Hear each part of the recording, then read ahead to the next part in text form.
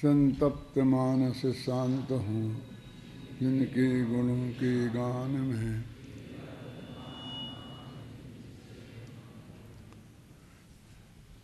समय सार परमागम का सर्वशुद्ध ज्ञान अधिकार 366 से लेकर 371वीं गाथा तक अपनी चर्चा चल रही है। इसकी जो आत्मख्याति टीका है वो अपन पढ़ते हैं।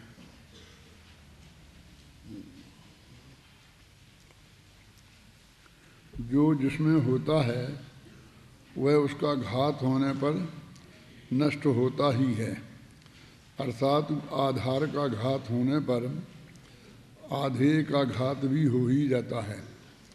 जिस प्रकार दीपक के घात होने पर प्रकाश नष्ट हो जाता है, इसी प्रकार जिसमें जो होता है वह उसका नाश होने पर अवश्य नष्ट हो जाता है, अर्थात आधे का घात होने पर आधार का घात हो ही जाता है। जिस प्रकार प्रकाश का घात होने पर दीपक का घात हो जाता है। जो जिसमें नहीं होता वह उसका घात होने पर नष्ट नहीं होता।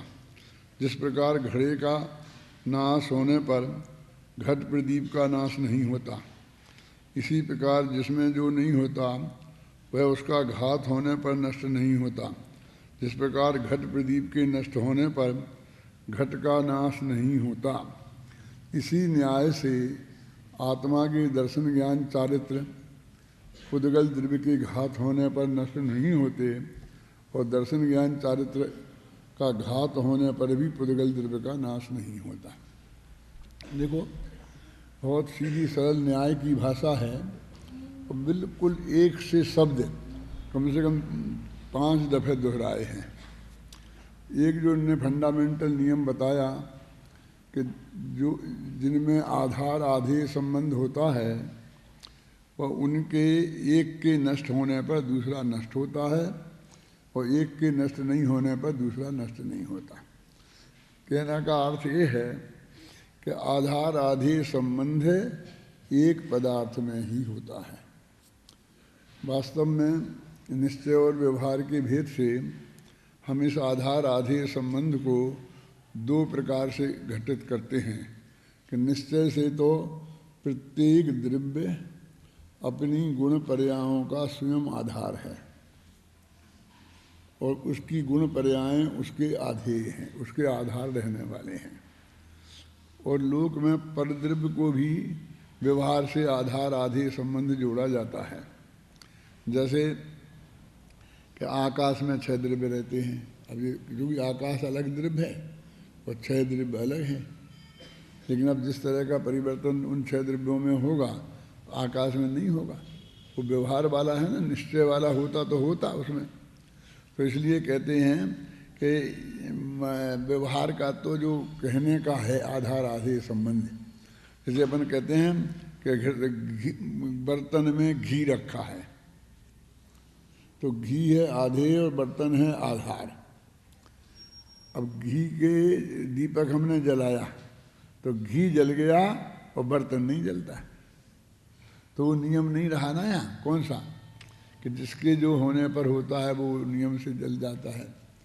तो वो वास्तव में आधार आधे संबंध था ही नहीं, वो निश्चय से आधार आधे नहीं था, क्योंकि बर्तन बिल्कुल अलग है और घी अलग है। लेकिन दुनिया में तो सब ऐसे ही व्यवहार भी चलता है ना, घृताधारम बर्तनम बर्तनाधारम घृतम बा। वो तो ये कहते हैं कि घी की जो चिकनाई है समझ लीजिए वो आधे है और घी आधार है। यदि वो चिकनाई खत्म हो जाएगी तो घी भी खत्म, यदि घी खत्म हो जाएगा तो चिकनाई भी खत्म, ये मतलब है। यानी एक द्रव्य का उसी में आधार आधे संबंध होता है, होना चाहिए। इन्हें 2 उदाहरण पकड़े, एक निश्चय का और एक व्यवहार का। निश्चय का उदाहरण तो क्या है कि दीपक और प्रकाश का, और व्यवहार का उदाहरण क्या है, घड़े का और दीपक का। कल बता दिया था ना घट प्रदीप, कि पुराने ज़माने में घी का दीपक जलाते थे और वो हवा से बुझ ना जाए इसके लिए उसे एक घड़े में रखते थे और उसको हवा बिल्कुल नहीं लगे तो भी बुझ जाता है, तो उसमें घड़े में छेद भी कर देते थे। समझ लो कि दीपक रखने का घड़ा ही अलग बनता था। वो पकाने के पहले ही उसमें छेद कर देता था कुम्हार। वो कुम्हार के यहाँ वैसे घड़े मिलते थे। तो वो घड़े में और दीपक में है वो व्यवहार का आधार आधेय संबंध है, और दीपक और प्रकाश में जो है वो निश्चय का आधार आधेय संबंध है। यदि प्रकाश नष्ट होगा तो उसका मतलब है दीपक नष्ट हो गया। उजिला खत्म हो गया तो हम जानते दीपक बुझ गया है। यदि दीपक बुझ गया है तो गारंटी से उससे जो प्रकाश हो रहा था वो भी नष्ट हो जाएगा। ये तो निश्चय का संबंध हुआ। और कहते घड़ा फूट जाए तब भी दीपक जलता रह सकता है, दीपक बुझ जाए तब भी घड़ा बराबर साबुत रह सकता है। ये व्यवहार से जो आधार आधेय संबंध है वो वास्तविक नहीं है।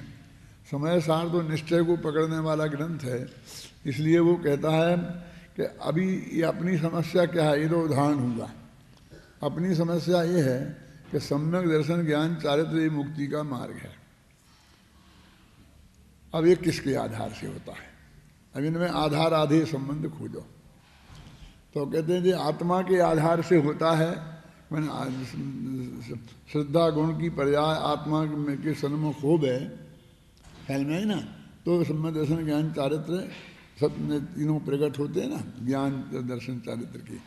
अब कुछ लोग ये शारीरिक क्रिया के संबंध से उसे जोड़ते हैं।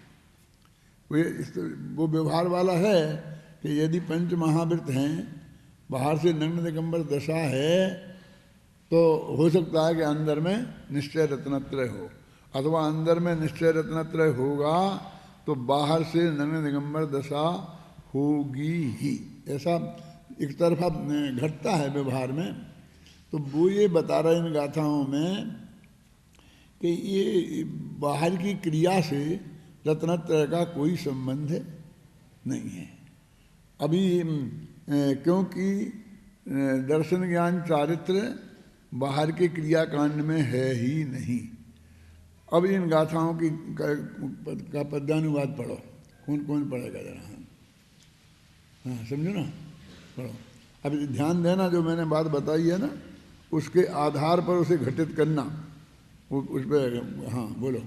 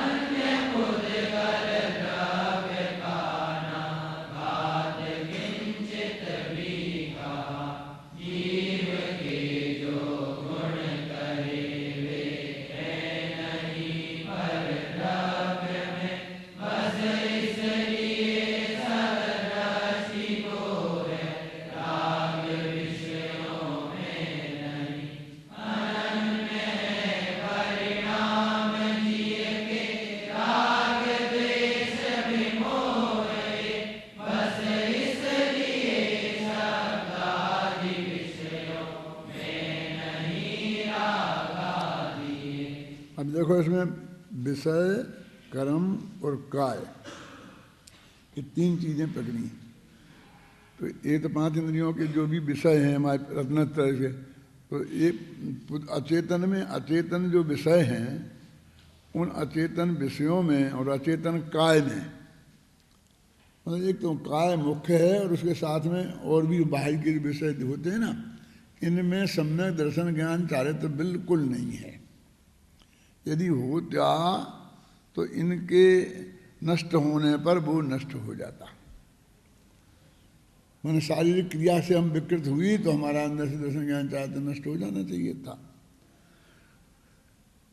लेकिन नहीं होता है। जैसे एक मुनिराज हैं, अब अंदर में छठवें सातवें गुणस्थान के लायक तीन कषाय के अभाव की शुद्धि है, इतना दर्शन ज्ञान चारित्र हैं, और बाहर से बिल्कुल निर्दोष आचरण उनका काया में और इंद्रिय विषयों में, और तीसरा पॉइंट कह दिया है कर्म में बराबर ठीक चल रहे थे। अब एकदम शिथिलता आ गई। मान लीजिए कि अपन जैसे बोलते हैं ना कि भाई अपन को मंदिर में है, यहाँ पवित्र जो जगह हैं उसमें कोई भी मल मूत्र का क्षेपण नहीं करना चाहिए, ये तो बिल्कुल बहुत बढ़िया बात है ना। इसमें कौन आदमी कह सकता है कि नहीं नहीं थोड़ा कर सकते हैं? कोई लिख सकता है, कोई बोल सकता है, लेकिन अभी इस काय का इसके हाथ में है। इस वक्त ही अपने एकदम ऐसा हो कि एकदम आंख में से आंसू लेके टपक जाएं। जब आंख में से टपक सकते हैं तो नाक में से भी टपक सकता है। एकदम अचानक अंदर से कुछ विकृति हो जाए तो उससे उसमें उसका दर्शन ज्ञान चाहते थोड़ी नष्ट हो जाएगा। यानी ऐसी कोई इन विकृति कायादिक में हो जाए तो ऐसी ही लेना कि जिससे दर्शन ज्ञान चाहते नष्ट नहीं होता।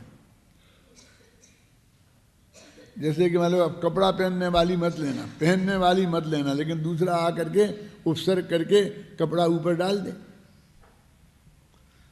मुनिराज रात्रि में विश्राम कर रहे हैं और भयंकर सर्दी पड़ रही है, और कोई अज्ञानी ग्रस्त जाकर के भक्ति से उन्हें एक ऊपर कंबल उड़ा दे तो उनकी नग्न नग्न दशा खत्म हो जाएगी, तो अंदर से रत्नत्रय खत्म हो जाएगा?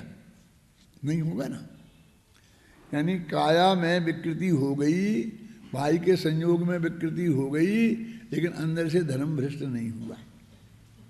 और ये भी हो सकता है कि अंदर से श्रद्धा ज्ञान चारित्र में स्खलन पैदा हो जाए, लेकिन बाहर से फटाफट कपड़ा थोड़ी पहन लेगा वो। बाहर का जो सब चीज़ें बिल्कुल वैसी की वैसी चलती रहें। क्यों? जैसे कि कल अपन ने कहा था ना, उद्यापन का उदाहरण दे करके, कहीं बुढ़ापे में तुम्हारी योग्यता नहीं रही है, क्यों बोलते हो?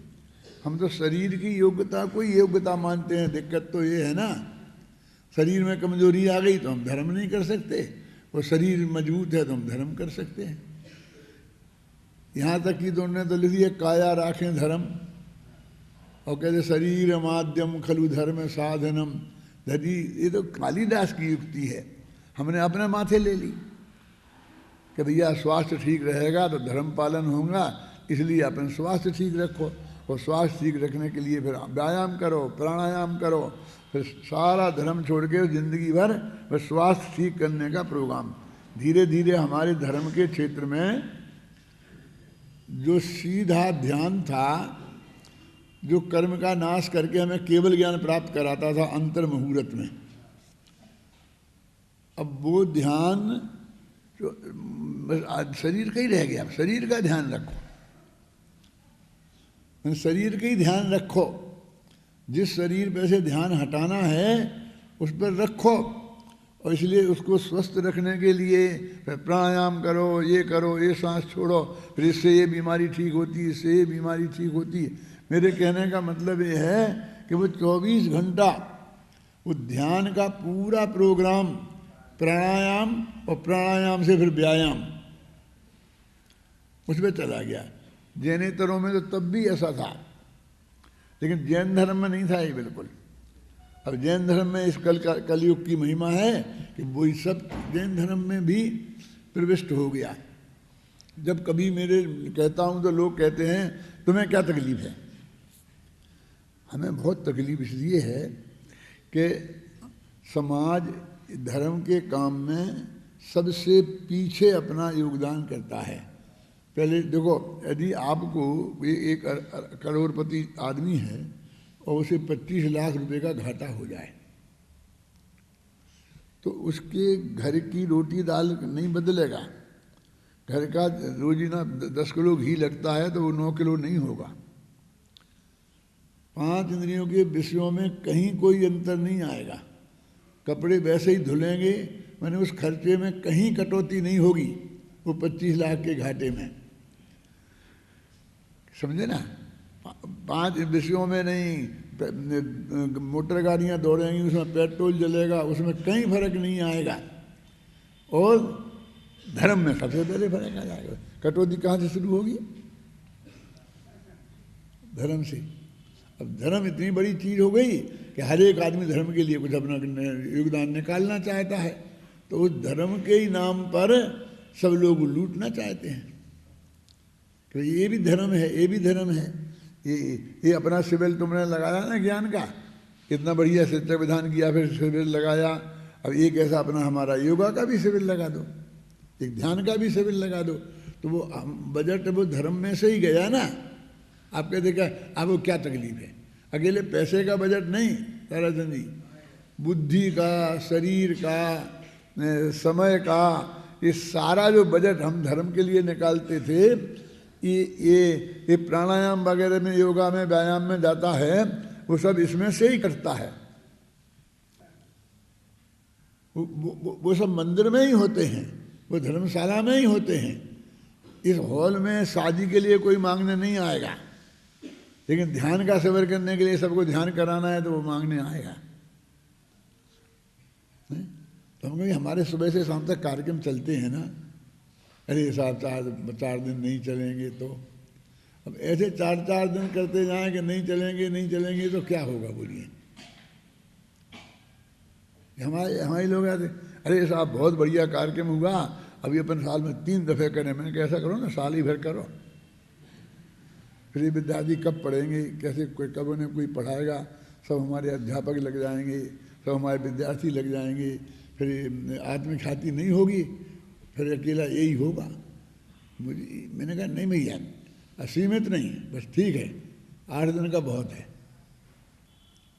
ये नक्की किया, वो बहुत अच्छा किया, मैं उसका कोई विरोध नहीं कर रहा हूँ। लेकिन ये जो सारा हमारा इस ज्ञान यज्ञ में से कटता है ना, कि साहब सब जगह कर रहे सब, अरे सब जगह के यहाँ ज्ञान यज्ञ कहाँ है? कौन पढ़ाता है? धर्म के नाम पर एक किताब पढ़ा देते होंगे साल भर में, समझे ना, और बस वो बाकी तो सरकारी पढ़ाई, और वही सब सजा करके सब IAS ऑफिसर बन जाएंगे, डॉक्टर बन जाएंगे, इंजीनियर बन जाएंगे, तो ज़िंदगी में वो जितने जो थोड़े बहुत सीखी होगी वो भूल जाएंगे। इतनी संस्थाएं जो खड़ी हो गई, ये विरोध नहीं है किसी का, लेकिन ये बात अत्यंत स्पष्ट है ना कि उनका एक आदमी भी निकल के फिर समाज में कहाँ वो प्रवचन कर रहा है, कहाँ पर्यूषण में जा रहा है, कहाँ वो शिविर लगा रहा है, इसमें कहाँ काम आ रहा है मुझे बताओ आप। साहब उनका तो हित हो गया, अब उनका भी हित हो जाता तो चलो वही बहुत है, उनमें कोई फर्क ही नहीं दिखता है। बाद में भी कलेक्टर हो गए या जो भी हो गए, तो जो नहीं पढ़े थे वहाँ उन कलेक्टर साहब में और इन कलेक्टर साहब में हमें कोई अंतर ही नहीं दिखता है। आपको दिखता हो तो आप बताए, सोचना। कलेक्टर साहब रोजीना दर्शन करने जाते हैं, प्रवचन सुनने जाते हैं, कहीं प्रवचन करते हैं। ऐसा कोई IAS ऑफिसर, ऐसा कोई इंजीनियर, ऐसा कोई देखा कि वो अपने समय के अलावा रोजीना 1 घंटा पाठशाला पढ़ाए, कि 1 घंटा प्रवचन करे, कि कम से कम प्रवचन सुनने ही जाए? बोला नहीं, कहीं नहीं। तो सब इसमें से ही कटता है ना।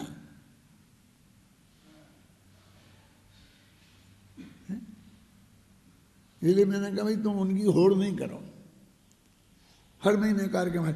मैंने कहा उनके है कि देवलाली तो मेरे बहुत गहरे मित्रों में से है ना, मैं जानता हूँ ये भी TV पे जाएगा, लेकिन फिर भी मैं कहता हूँ कि उन्हें कार्यक्रमों के अलावा और क्या है वहाँ।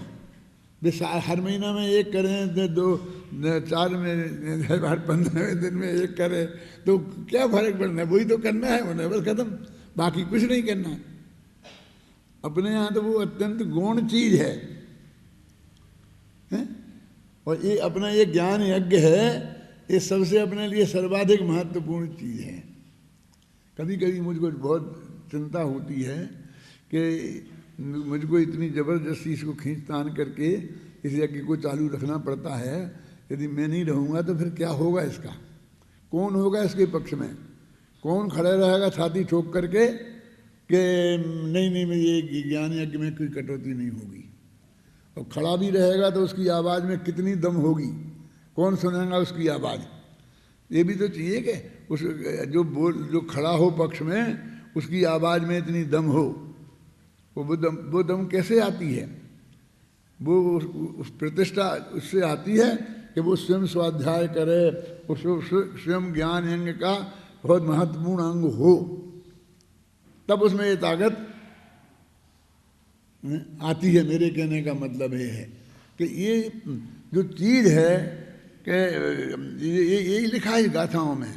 ऐसा नहीं समझना कि मैं बाहर की बात कर रहा हूँ, कि वो काय में और क्या लिखा विषय में और कर्म में, यानी कर्म माने क्रिया है, ये कि जो कार्य का क्रियाकांड हम करते हैं, इनमें दर्शन ज्ञान चारित्र है ही नहीं। देखिए दर्शन ज्ञान चारित्र है ही नहीं कि व्हाट इज द प्रूफ, कि क्या प्रूफ है कि नहीं है। धन कुमार जी, ये है कि इनके नष्ट होने पर दर्शन ज्ञान चारित्र नष्ट नहीं होता, और दर्शन ज्ञान चारित्र के नष्ट होने पर ये नष्ट नहीं होते हैं। समझ गए ना? ये प्रूफ है ना। वो जो होता है ना, जब मैं गृह तक जाने वाला द्रव्यलिंगी मुनि दिगंबर बेस वाला, वो असली द्रव्यलिंगी है, पहले गुणस्थान वाला है। और टोलरमल जी ने लिखा कि उसका आचरण इतना इतना इतना बढ़िया होता है, कभी कभी तो भावलिंगी उसकी होड़ नहीं कर सकते कि यदि ऐसा नहीं हो तो नम्य गृह तक कैसे जाए। कैसा है, कभी कभी इतनी मंद होती है, परिणाम इतने शुभ होते हैं, समझे ना, और क्रिया भी बिल्कुल निर्मल होती है।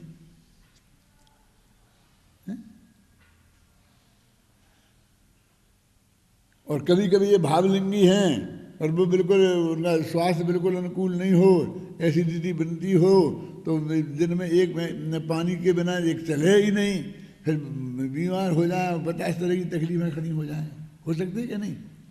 तो कहते हैं इन बाहर की चीज़ों से सम्यक दर्शन का आधार आधे संबंध नहीं है। अभी ये बताने की क्या जरूरत है? हमें तो आचरण भी तो सुधरवाना है ना। बहुत से लोग ये कहते हैं, ऐसा कह के आप लोगों को शिथिल होने का की परमिशन क्यों दे रहे हैं? मैं कहता हूँ वो शिथिल उनके होना उनके हाथ में कहाँ है, और नहीं होना भी उनके हाथ में कहाँ है? बोलिए। हम तो वो बता रहे जो वस्तु की स्थिति है। इनके हाथ में होता तो ये शिथिल होते ही क्यों? अब शिथिल नहीं हो तो फिर उसके लिए डॉक्टरों की भाषा में कहेंगे कि प्रॉपर डाइट नहीं है। अब इनके लिए प्रॉपर डाइट चाहिए, फिर प्रॉपर डाइट में भक्ष का विचार नहीं होगा, है क्या? क्योंकि साहब वो तो उसमें ही है, वो प्रोटीन तो इसमें है ही नहीं, उसी में है, फलां इसमें नहीं है, फलां उसमें नहीं है। वो गाजर में जितना वो क्या है वो इतना उसमें होता मिलता नहीं है, इसमें नहीं। जब जैन अखबार निकलते हैं, मैं पढ़ता हूँ जैन अखबार, श्वेतांबरों के और दिगंबरों के भी, मैं नाम नहीं लेना चाहता हूँ किसी अखबार का, लेकिन उसमें ये सब लिखे आते हैं, जमी कन्न आलू वगैरह ये सब खाने की बातें लिखी जाती हैं कि ये स्वास्थ्य के जो नुस्खे आते हैं ना, उन स्वास्थ्य के नुस्खों में वो सब चीज़ें लिखी आती हैं जो जैन दर्शन में महाअभक्ष हैं, एक सामान्य ग्रस्त को जिनका सेवन नहीं करना चाहिए। तुम कहो तो मैं निकाल के बताऊं कि वे कहेंगे शहद नींबू के पानी में शहद में मिला करके पियो तो ये हो जाए, लिखे। अब वो शहद का लिखा है उसमें यही बीमारी। और धर्म का अखबार, संतों के लेख सब आगे पीछे और सब ये हो रहा है, नाम बहुत बढ़िया अखबार का है, हैं?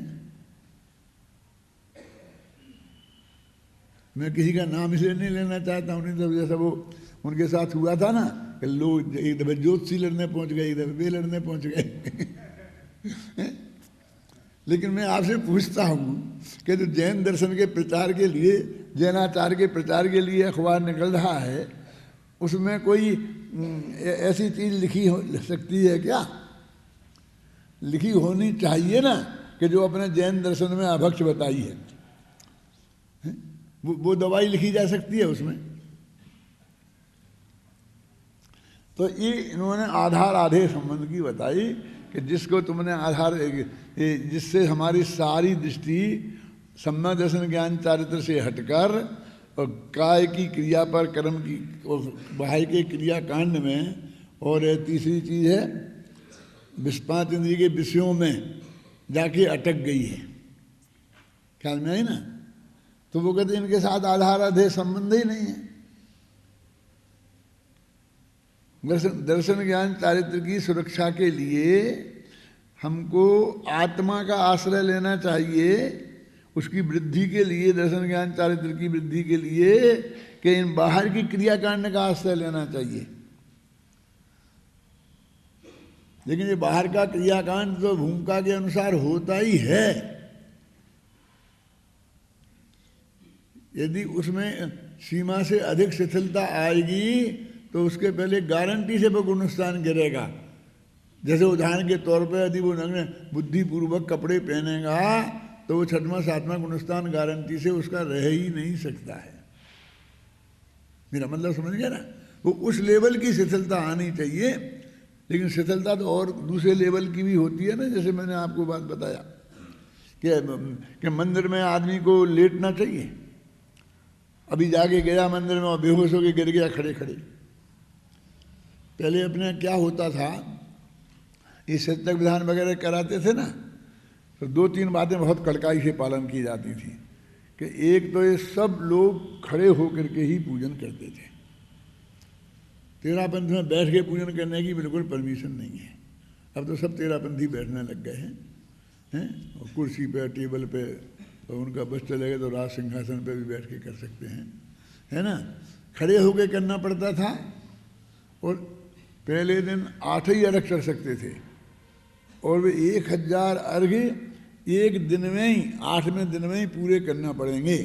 ऐसे हमने कई दफे कराए हैं। अब खड़े खड़े लोग गिर जाते थे, खड़े खड़े बेहोश होके गिर जाते थे। ये जयपुर में भी ऐसा होता होगा। अब वो धीरे धीरे उसे अपन जिसे शिथिलता कहते हैं ना, वो आ गई कि वो उस बैलेंस में बनने के लिए।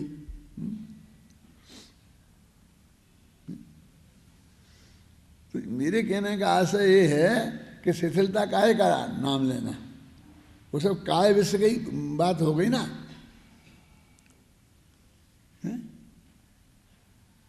अब उसके लिए फिर क्या, स्वास्थ्य ठीक रखो,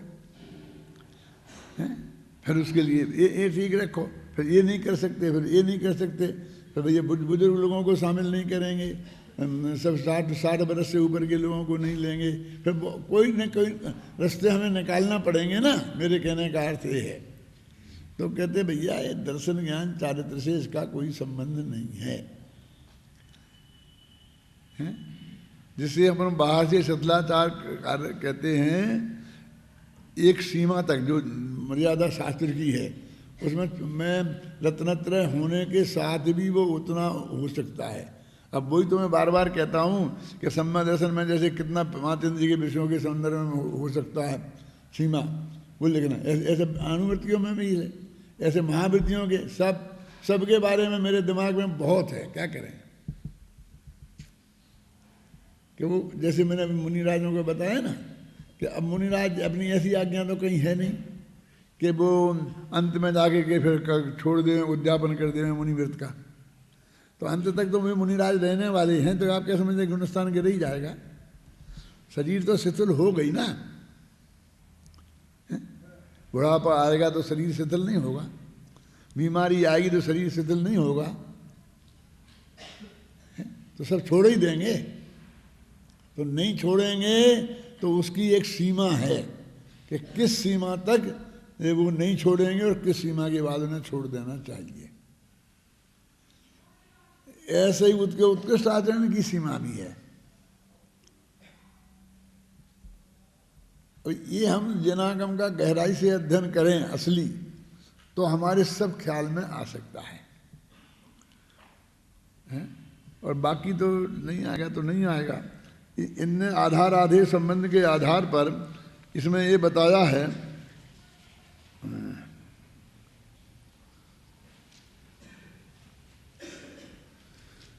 जयचंद जी छाबड़ा का जो इसमें है वो मैं पढ़ना चाहता हूँ। 383 पेज पर नीचे की 3 पंक्तियाँ। इस प्रकार मोह राग देश ना तो पुद्गल द्रव्य में है और ना सम्यक दृष्टि में ही होते हैं, इसलिए शुद्ध दृष्टि से देखने पर वे हैं ही नहीं और पर्याय दृष्टि से देखने पर वे जीव की अज्ञान दशा में हैं। ये आपको लग रहा होगा कि ये क्या चक्कर आ गया। देखो मैं बताता हूँ, ये आत्मख्याति का ही अंश पूरा हुआ है और उसके बाद में ये बात आई है।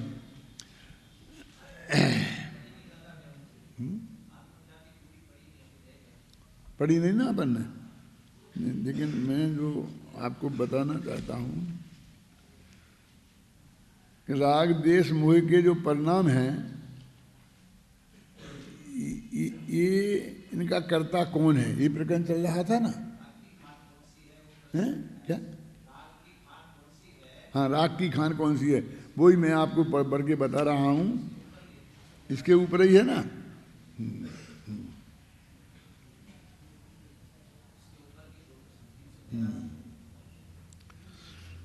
यदि प्रश्न है ना, वहां से पढ़ते हैं। यदि ऐसा है तो सम्यक दृष्टियों को विषयों में राग क्यों होता है? तो उत्तर किसी भी कारण से नहीं होता है। समझ में, राग ही नहीं होता वो कहते। यदि ऐसा है तो फिर राग की खान कौन सी है? तात्पर्य यह है कि राग की उत्पत्ति कहाँ से होती है, राग की उत्पत्ति का स्थान कौन सा है? राग देश मोह जीव के ही अज्ञानमय परिणाम हैं। देखो, वे राग देश मोह विषयों में नहीं है, क्योंकि विषय तो परद्रव्य हैं। ये पहला वाक्य था, विषयों में नहीं है, कर्म में नहीं है और काय में नहीं है। और वे सम्यक दृष्टि के भी नहीं है, क्योंकि उसके अज्ञान का अभाव है, वे अज्ञानियों के होते हैं। इस प्रकार वे राग देश मोह के परिणाम विषयों में न होने से और सम्यक दृष्टि के भी न होने से हैं ही नहीं। कि मोह राग देश हैं ही नहीं, इसका तात्पर्य क्या है?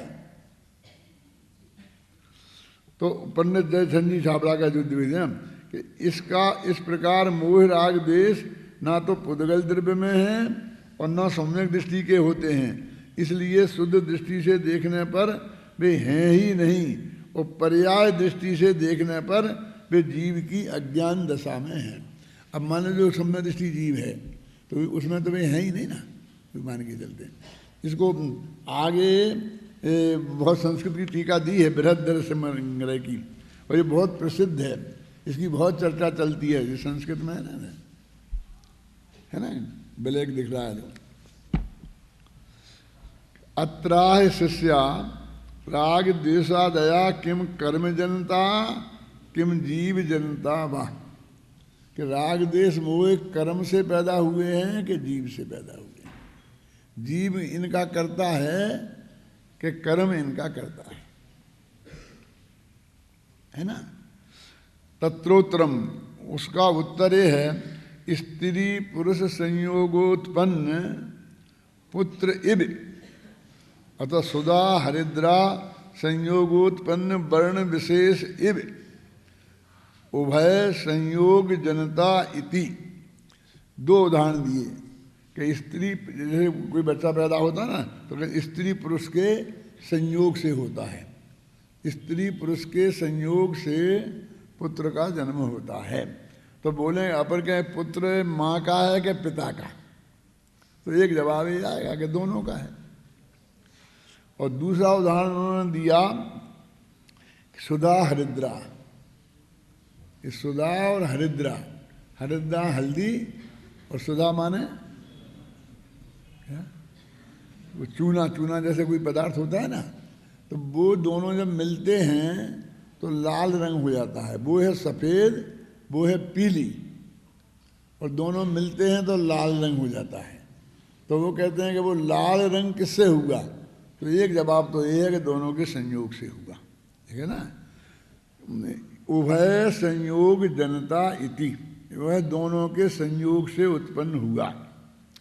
अब पश्चात नए विवक्षा बसे ने, अब नए लगाओ इसमें।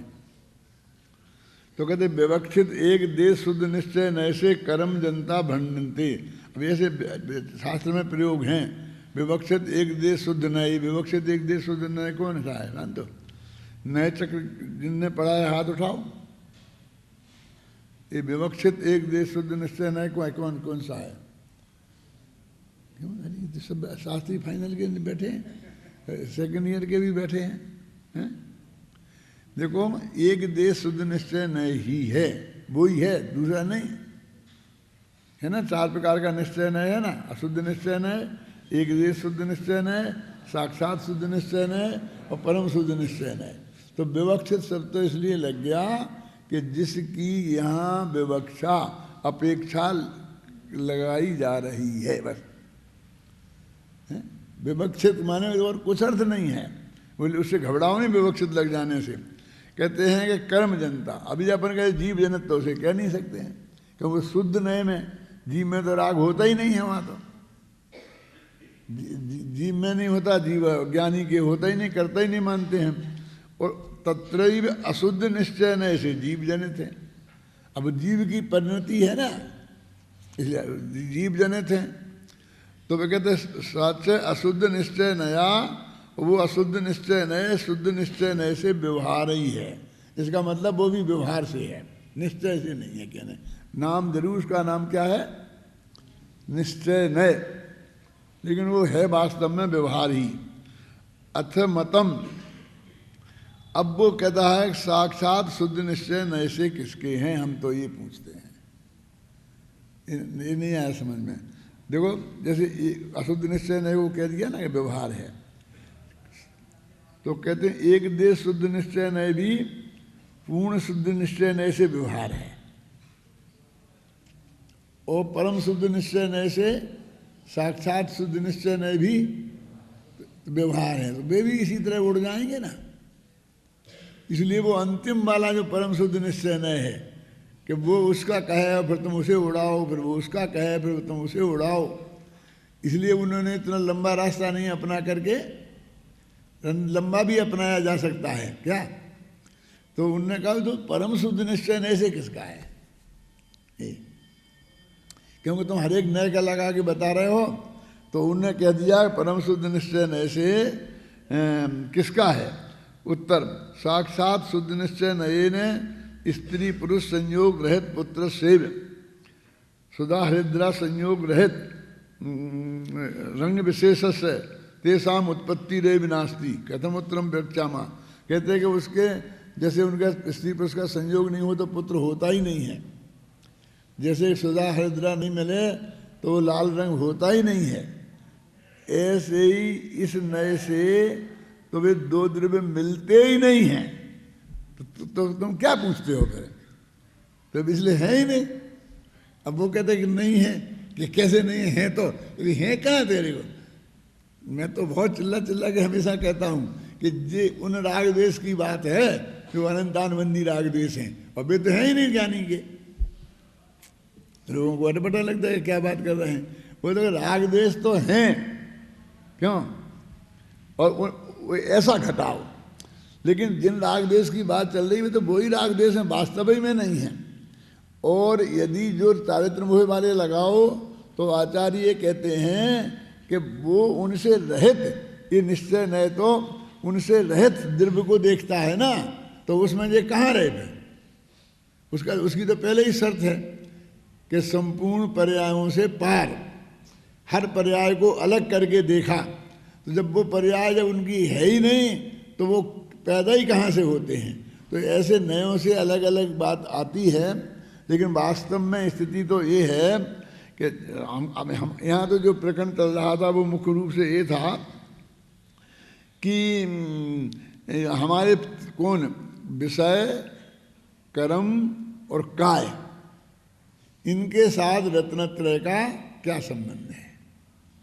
तो वो कहते कोई संबंध नहीं है, क्योंकि वो उदाहरण दिया था दीपक का कि ये नष्ट हो जाते हैं, काय वगैरह में नुकसान हो जाए और वो रत्नत्रय नष्ट नहीं हो, और रत्नत्रय नष्ट हो जाए और काय वगैरह की काय और काय की क्रिया और वो विषय ये वैसे के वैसे विद्यमान रह सकते हैं।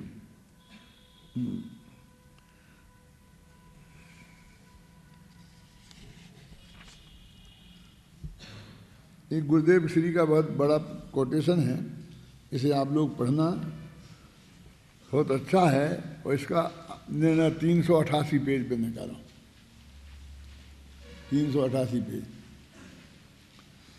इस प्रकार इन गाथाओं में यही कहा गया है कि जिस प्रकार दीपक और दीप घट भिन्न भिन्न पदार्थ हैं, उसी प्रकार शरीर, ज्ञानावरणादि द्रव्य कर्म और पंचेंद्रियों के उपभोग सामग्री आदि पर पदार्थ और भगवान आत्मा भिन्न भिन्न पदार्थ हैं।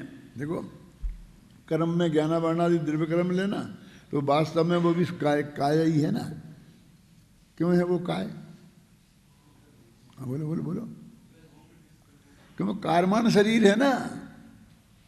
ये ज्ञानावरणादि जो आस द्रव्य हैं वो कारमानी शरीर, उसी को तो बोलते हैं ना, कारमान वर्णा से बना हुआ, तो वो भी काय में ही हो गया। बस उन्होंने कर्म कह के उसे अलग गिना दिया। और विषय माने वो उपभोग सामग्री, तीनों चीजें पकड़ ली ना। ये देखो, वही चीजों को अलग शब्दों में पकड़ा है। आदि पर पदार्थ और भगवान आत्मा भिन्न भिन्न पदार्थ हैं। जिस प्रकार दीप घट के नष्ट होने पर दीपक नष्ट नहीं होता और दीपक के नष्ट होने पर दीप घट नष्ट नहीं होता, उसी प्रकार देहादि परद्रव्यों के नष्ट होने पर आत्मा के दर्शन ज्ञान चारित्र नष्ट नहीं होते और आत्मा के दर्शन ज्ञान चारित्र के नष्ट होने पर देहादि संयोग नष्ट नहीं होते। इसलिए इनकी भिन्नता सहज ही सिद्ध है। अब देखो, यहाँ पर आपको एक दिक्कत खड़ी होगी।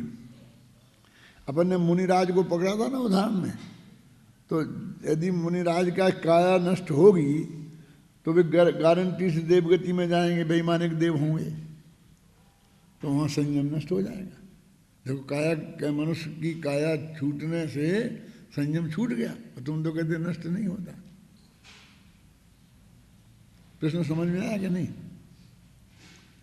अब बार बार कह रहे ना, भाई काया में विकृति आ जाए तो भी संयम नष्ट नहीं होता।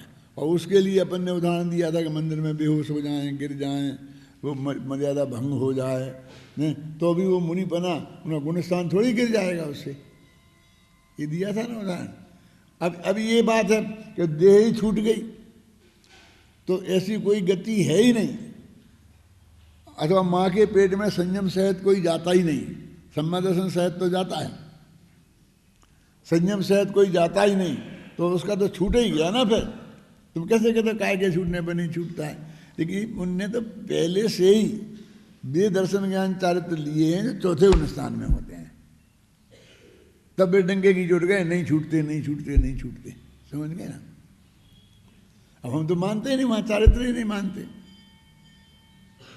दादा, ये तर्क ख्याल में आया है नहीं आया कि वे चौथे गुणस्थान की बात है कि चौथे गुणस्थान में तो वो रहेगा ना, माँ के पेट में भी चौथा गुणस्थान तो रह सकता है ना। तो देह के नष्ट होने से उसका सम्यक दर्शन ज्ञान चारित्र कहाँ नष्ट हुए? लेकिन हमने वो मुनियों को ही दिखता है हमको, तो उनकी बात होगी, जबकि यहाँ पूरा श्रद्धा प्रधान कथन है। तो श्रद्धा प्रधान समय सार में है, तो ये उसी को बात कर रहे हैं जो अनंतानबंदी कसाय के अभाव में और मिथ्यात्व के अभाव में जो चौथे गुणस्थान में दर्शन ज्ञान चारित्र प्रकट हुए हैं, वो काय के नष्ट होने पर वे नष्ट नहीं होते। नहीं तो अपन ये बार बार कहेंगे काय के नष्ट होने पर नहीं होते, तो फिर वो यही याद आएगा ना मुद्दा कि हो गए ना संयम नष्ट। मैंने सोच समझ के सुना था, इसलिए उदाहरण जानबूझ करके कि मंदिर में हम बेहोश हो गए, गिर गए, मुनिराज, तो बेहोश होते कोई गुणस्थान थोड़ी गिर जाता है? क्या गर्म में चारित्र, अनंतानंदी कसाय का अभाव नहीं रहेगा, हैं? यदि इसलिए तो कह रहे हैं कि आप चौथे गुणस्थान में चारित्र मानते ही नहीं हो, इसलिए आप कहते कैसे नहीं, दिक्कत तो ये है ना। और यहाँ उसी की बात है, हैं? जो वो छड़ाला में लिखा है वो तो सब चरणानी योग का कथन है कि चरित्र मोहे बस लेस न संयम। तो वो लेस न संयम, तो क्योंकि वे तो अप्रत्यक्ष है न वर्ण कसाय के अभाव में, प्रत्यक्ष है न वर्ण कसाय के अभाव में जो संयम होता उसको ही संयम मानते। अनंतानंदी कसाय के अभाव में भी चारित्र में शुद्धि आई है ना। दर्शन ज्ञान चारित्र तीनों की एकता, तीनों की उत्पत्ति एक साथ ही होती है, और यदि वे नष्ट होंगे पूरी तरह तो तीनों एक साथ ही होंगे। अगर संबंध से छूट गया और ऐसा ऐसा नहीं, वो जो संयम छूटेगा अनंतान वही जो भी छूटेगा, मालूम इनका वियोग का काल कितना है, जितना दूसरे गुणस्थान का काल है उतना। कैसा ये आता है, गोमरसार की गाथा तो उन्होंने पढ़ी होगी, अन्न अन्नद हृदयादो, कि दूसरे गुणस्थान की परिभाषा क्या है कि मिथ्यात्व का उदय हुआ आया नहीं और सम्यक्त रूपी पर्वत से वो गिर गया और मिथ्यात्व की भूमि में आया नहीं और अनंतानुबंधी कसाय का उदय आ गया, तो उतने काल में वो दूसरा गुणस्थान का काल है। तो वो काल ऐसा है कि सब पर्वत से तो गिर गया और जमीन पे पहुंचा नहीं, तो वहां तो बहुत ही कम होगा ना, इतना सा वियोग है, बस खत्म। तो पहले नष्ट कौन हुआ, क्या हुआ नष्ट? सम्यक दर्शन पर्वत से तो गिर ही गया, लेकिन मिथ्यात्व तो नहीं हुआ उसका प्रतिद्वंदी, इसलिए उसका नाम क्या है? सासादन, माने छूट गया है सम्यक्त जिसका, पूरा नाम क्या है? सासादन सम्यक्त। उसका नाम ये है कि सम्यक्त छूट गया है, हैं? वो अभी मिथ्यात्व में नहीं आया है, और अनंतानुबंधी का चारित्र तो छूट ही गया पूरा। अनंतानुबंधी चारित्र का उदय आ गया तो वो तो पहले आ गया उदय में, इसलिए इतना सा वियोग काल है, उसकी उपेक्षा करो तो तीनों का नाश भी एक साथ होगा और तीनों की उत्पत्ति भी एक साथ होगी। तो इस तरह से इनका मूल उद्देश्य तो इन गाथाओं में ये बताना है कि बाह्य क्रियाकांड से, शरीर की क्रियाओं से, पांच इंद्रिय के विषयों की संबंध से संबंध ज्ञान चारित्र का निश्चय से दूर का भी संबंध नहीं है, क्योंकि उनके नष्ट होने पर ये नष्ट नहीं होता और इनके नष्ट होने पर वे नष्ट नहीं होते, है ना। और जिनके साथ है तो वो कौन से? आत्म की श्रद्धा, आत्म की रमणता, जो श्रद्धा गुण चारित्र की पर्याय आत्म सन्मुख होती है, उनके साथ सम्यक दर्शन ज्ञान चारित्र का संबंध है। इसलिए हमको बिल्कुल काय की संभाल की बिल्कुल भी जरूरत नहीं है। इसका अर्थ ये भी नहीं है कि चाहे जैसा कुछ आचरण करके अपने स्वास्थ्य को बिगाड़ लो, क्योंकि तुम तो हम बिगाड़े खूब, हम तो खूब खाएंगे पिएंगे। अब तुमको तो जो करना है जो करो, ख्याल में आई ना। वो जो तुम्हारा जो होना है वो होगा। जैसे ना चाहे जैसी भाषा में यदि बात करनी हो तो मैं कह सकता हूँ कि वो नरक में भी व्यवहार से ही जाओगे। क्या यदि किसी भी बहाने से भ्रष्टता का पोषण करना है तो उसका तो मतलब वो है, और तत्व ज्ञान यदि समझना है तो ये बात आपको अच्छी तरह से समझनी पड़ेगी। बस कल आगे बात करेंगे।